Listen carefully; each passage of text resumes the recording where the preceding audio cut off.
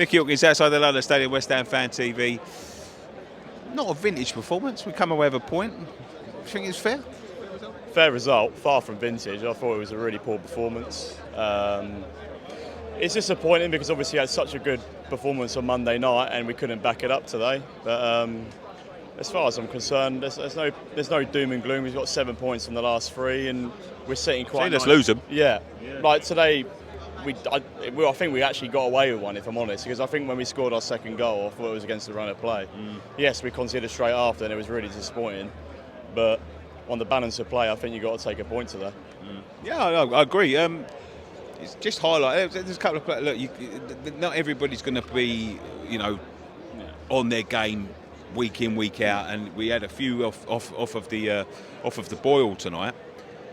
That just highlights what we're missing.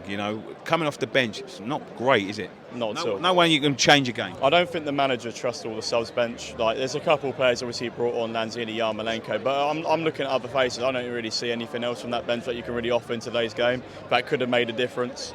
And I thought Declan Rice, I back him to the core when any argument, but I thought he had an awful game today. I think at times he gave the ball. Foul was yeah, a lot of them. And the problem is you can't, as much as they're brilliant players, they're not going to put a 10 out of 10 every week. And today, like I said, Rice had a poor game. The only players I can really take out of it, I thought Bonner and Dawson dealt with Benteke first half, but I think they lost their way in the second half. I do worry about the goalkeeper, and I'm not going to say it's Fabianski's fault for both goals, but he's barely had a shot at him all season. We've conceded quite a few goals. So, I don't think his kicking at times was particularly great.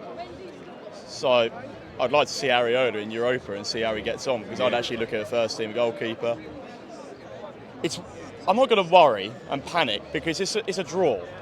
Like I said, we've had 7 points in the last 3, but like you say, we do need players. We get Zuma over the line ASAP, get it done, get an attacking player, maybe even another option in and around the attacking areas as well, and behind the striker.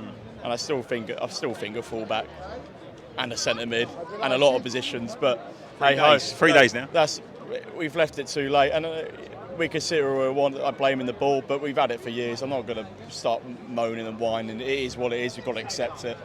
I just think at this point now we just got to get behind the team as much as we can, because they're not a bad set of players. And I would say a lot of teams that we've had over the last few years, we would have lost that game today because we were very below par, and against a better opposition we probably would have lost. So I'm not going to get too worried and panic about it. I think we just got to take the point and move on into the international break.